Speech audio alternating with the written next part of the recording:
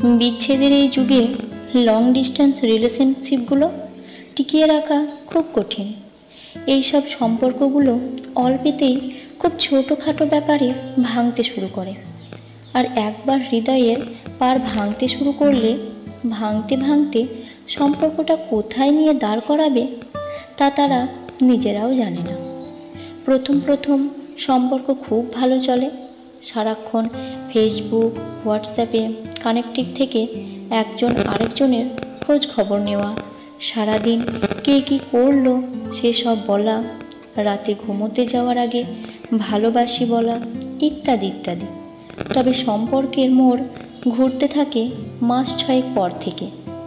খুব ছোটোখাটো বিষয় নিয়ে ঝগড়া বেঁধে যায়। আগের মতো কথা হয় না। একজন আরেকজনকে টক্সিক মনে হতে থাকে। একটা সময় পর হয়তো তারা আলাদাও হয়ে যায়।